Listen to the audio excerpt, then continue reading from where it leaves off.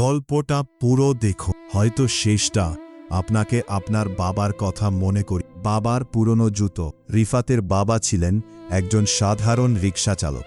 রোদ, বৃষ্টি, ঝড় কোনো কিছুই তাকে থামাতে পারত না। মাথার ঘাম পায়ে ফেলে সারাদিন রিকশার প্যাডেল ঘুরাতেন তিনি। উদ্দেশ্য একটাই, একমাত্র ছেলেটাকে মানুষের মতো মানুষ করা। কিন্তু রিফাত যত বড় হতে লাগলো, বাবার এই পেশা নিয়ে তার মনে তত বেশি লজ্জা জমতে শুরু করল। বন্ধুদের দামি গাড়ি বা বাইকে করে স্কুলে আসতে দেখে সে নিজের মনেই এক ধরনের হীনমন্যতায় ভুগত। একদিন দুপুরের ঘটনা। স্কুলের গেটের সামনে বাবা রিকশা নিয়ে দাঁড়িয়েছিলেন, ছেলেকে বাড়ি নিয়ে যাবেন। রিফাত দূর থেকে দেখল তার বন্ধুরা রিকশাটার দিকে তাকিয়ে হাসাহাসি। বন্ধুদের সামনে এই অপমান রিফাত সহ করতে পারল না। সে রাগে ফুঁসতে ফুঁসতে বাবার সামনে গিয়ে কঠোর গলায় বলল, আপনি আর কখনো আমার স্কুলের সামনে আসবেন না। কথাটা শুনে লোকটার হাস্যোজ্জ্বল মুখটা মুহূর্তেই মলিন হয়ে গেল। বুকের ভেতর একটা দীর্ঘশ্বাস চেপে তিনি শুধু মৃদু স্বরে বললেন, আচ্ছা বাবা, আর আসব। সেদিন রাতে বাবা একদম চুপচাপ ছিলেন। রিফাতের সাথে কোনো কথা বলেন, কিন্তু সারা দিনের ক্লান্তির পরও ছেলের পছন্দের খাবারটা কিনে এনে টেবিলে রাখতে ভুলেননি। দিন গেল, মাস গেল, বছর কেটে গেল।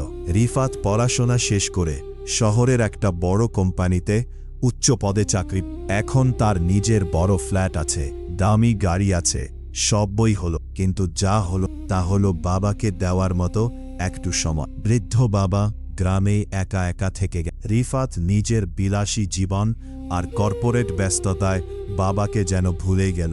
একদিন অফিসে একটা গুরুত্বপূর্ণ মিটিং চলেছিল। হঠাৎ রিফাতের ফোনে একটা অপরিচিত নম্বর থেকে কল এলো। ওপাশ থেকে একজন কাঁপা কাঁপা কণ্ঠে বলল, ভাই, আপনার বাবা খুব অসুস্থ, অবস্থা ভালো না, তাড়াতাড়ি আসেন।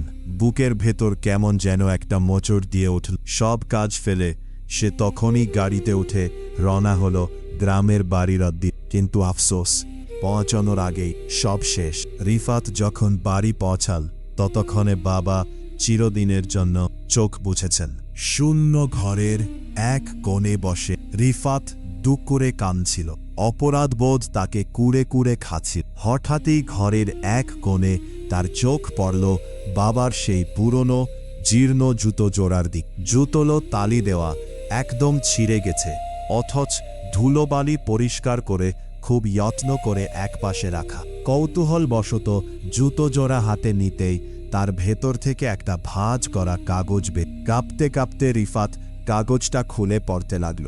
বাবার কাঁচা হাতের লেখায় সেখানে লেখা ছিল, আমার ছেলে এখন বড় অফিসার হয়ে, আমার এই ভাঙা শরীরে নতুন জুতোর আর কি দরকার। জুতোর জন্য জমানো টাকাগুলো যত্ন করে রেখে, যেদিন ও বাড়ি আসবে ওই টাকা দিয়ে ওর পছন্দের মাছটা কিনে নিজের হাতে রান্না করে। চিঠির নিচের দিকে কিছুটা অস্পষ্ট অক্ষরে আরও লেখা ছিল, ছেলেটা আমার খুব ব্যস্ত থাকে, তাই হয়তো আসতে পারে না, তবু প্রতিদিন কেমন যেন দরজার দিকে তাকিয়ে থাকে। মনে হয় এই বুঝি আমার রিফাত এসে ডাকবে, বাবা হয়তো আজই আসবে। কাগজটা হাত থেকে পড়ে গেল। রিফাত আর নিজেকে ধরে রাখতে পারল না, কান্নাও ভেঙে পড়ল।